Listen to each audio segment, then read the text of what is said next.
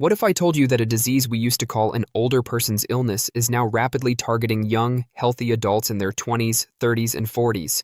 In February 2026, the world was shocked when Dawson's Creek star James Van Der Beek lost his life to stage 3 colorectal cancer at just 48 years old. Before his diagnosis, he was in peak physical shape, highly health conscious, and had absolutely no family history of the disease. Around that same time, a tragic loss hit incredibly close to home. A beloved college classmate of mine passed away at just 55 years old due to metastatic colon cancer, leaving behind a family, deep friendships, and a life cut far too short. These two tragedies, alongside many other more, highlights a jarring reality. The map of public health is shifting in a surprising and urgent way. For a long time, cancer was thought of as an older person's disease. When doctors talked about screening or watching out for early warning signs, they almost always directed their attention toward grandparents or older adults. But today, cancers are hitting more and more younger people. Medical researchers have discovered a serious trend. Colorectal cancer is rising rapidly in young adults. Colorectal cancer is a term that combines two closely connected areas of the digestive system: the colon, the long main part of the large intestine, and the rectum, the final few inches of the digestive tract that stores waste before it leaves the body. While total cancer numbers are actually going down for older adults, the exact opposite is happening for people under the age of 50.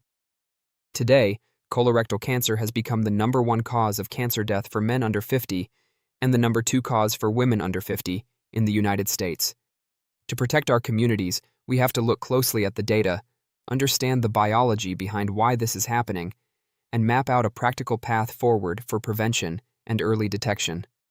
The hard numbers, what the data tells us. To understand how serious this issue is, we can look at the latest statistics from the American Cancer Society and global health organizations. Every year in the United States alone, roughly 152,000 to 154,000 people are diagnosed with colorectal cancer, and more than 52,000 people lose their lives to it. When you look closely at who is getting sick, the age breakdown is shocking. About 20% of all new colorectal cancer cases now happen to people under the age of 55. That means 1 out of every 5 patients is in a younger age bracket, a number that has practically doubled since 1995. This is not just happening in the United States. It is a global trend affecting many high-income countries like Canada, Australia, and the United Kingdom. Public health data across 50 countries shows that early-onset colorectal cancer, cancer diagnosed before age 50, is rising quickly in 27 nations. What is even more interesting is a pattern called the birth cohort effect. This means that the year you were born heavily changes your lifetime risk. A person born around 1990 has twice the risk of developing colon cancer and 4 times the risk of developing rectal cancer compared to someone born in 1950. Colon versus rectum. Why the location matters. When we talk about this rising threat, we have to separate the colon from the rectum. Even though they are parts of the same continuous tube, they have different jobs, environments, and shapes. The colon loops around the abdomen to absorb water and nutrients from digested food. The rectum sits at the very end of this pathway. Lately, scientists have noticed that rectal cancer is increasing even faster than colon cancer in young adults. By 2030, researchers predict that early-onset cases will make up about 11% of all colon cancers, but a massive 23% of all rectal cancers. Why is the rectum bearing the biggest burden of this disease? There are 2 main biological reasons. 1. The storage vault effect. The colon moves waste along relatively quickly. The rectum, however, acts like a storage vault where solid waste sits for hours before being eliminated. Because of this, any harmful toxins, chemical preservatives, or processed food fragments stay in direct, concentrated contact with the delicate cells lining the rectum for a much longer window of time. This gives harmful substances a greater chance to damage cellular DNA. 2. The microbe gradient. Your gut is home to trillions of microscopic organisms, mostly bacteria, known as the gut microbiome. This microbiome is not the same from start to finish. The rectum has a much higher density of bacteria and a different mix of species than the upper parts of the colon. In younger patients, scientists are finding that the rectum is frequently overtaken by harmful, pro-inflammatory bacteria that form dense, sticky layers called biofilms. These biofilms break down the gut's natural protective mucus layer, making it easier for toxins to mutate healthy cells into aggressive tumors. The main drivers. Why is this happening now? Human genetics cannot change over the course of just a few decades. Because of this, scientists know that the spike in youth colorectal cancer is not caused by a sudden change in our inherited DNA. Instead, it is caused by major shifts in our environment, our daily habits, and the way we live. 1. The modern diet and inflammation. Over the last 40 years, the human diet has changed dramatically. The rise of ultra-processed foods, fast food, red meats, and hidden sugars like high-fructose corn syrup has created a perfect storm inside the human body. These foods trigger chronic, low-grade inflammation, which means the body's immune system is constantly stuck on high alert.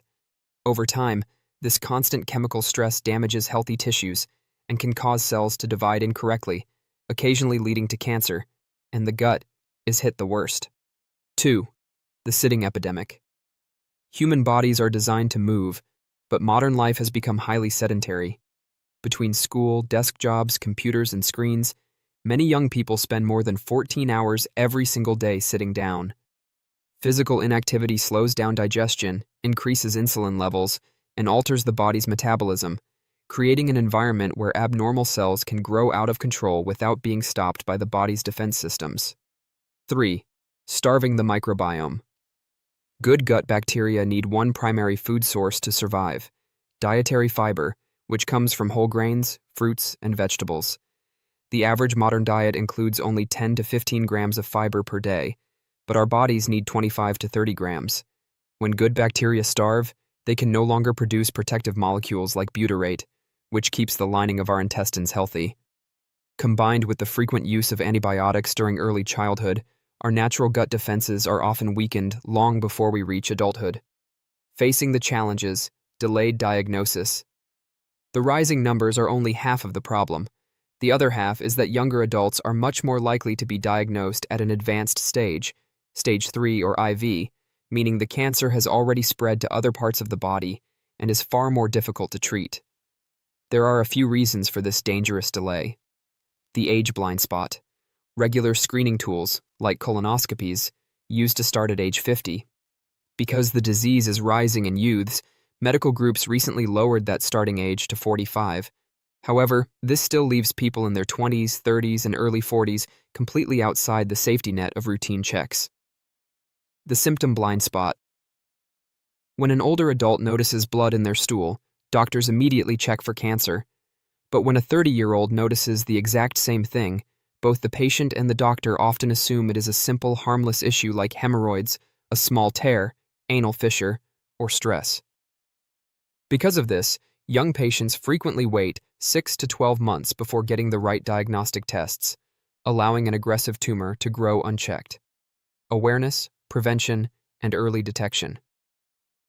Even though these facts are serious, you are not helpless. By building a personal shield out of healthy habits and staying alert to your body's signals, you can dramatically lower your risk and help save lives through early detection. How to prevent it. Shift your daily habits. To keep your digestive tract healthy and vibrant, focus on these practical choices. 1. Boost your fiber intake. Aim for 25 to 30 grams daily. Eat a wide variety of whole grains, beans, lentils, berries, vegetables, and nuts. Fiber acts like a broom that sweeps out the digestive tract, speeds up waste transit, and feeds the beneficial bacteria that protect your intestinal walls. 2. Cut down on ultra-processed foods. Minimize chemical irritants. Reduce your intake of packaged snacks, sugary sodas, and processed meats like bacon, hot dogs, and deli slices. These foods carry preservatives and inflammatory compounds that irritate the rectal lining. 3. Break up long sitting blocks. Keep your body moving. Aim for at least 150 minutes of moderate exercise every week, like brisk walking, cycling, or playing sports. If you have to sit for school or work, stand up and stretch for 2 minutes every half hour to keep your metabolism active. How to catch it early. Listen to your body. Because routine screening options don't automatically cover young adults, you have to be your own health advocate. Pay close attention to these vital warning signs. Changes in bowel habits. If you experience ongoing diarrhea, persistent constipation, or notice that your stool has become unusually narrow or pencil thin, and it lasts for more than a couple of weeks, it needs to be evaluated. Rectal bleeding. Finding blood in your stool or on your toilet paper should never be ignored. Do not simply assume it is a harmless hemorrhoid, even if you are young. Unexplained weight loss or fatigue. Losing weight without trying or feeling deeply exhausted, even when you sleep well, can be a sign that your body is burning extra energy trying to fight an underlying problem. Persistent abdominal pain, ongoing cramps, bloating, or a recurring feeling that your bowel isn't completely empty, a sensation called tenesmus, are important clues from your body. A call to action. Protecting your future.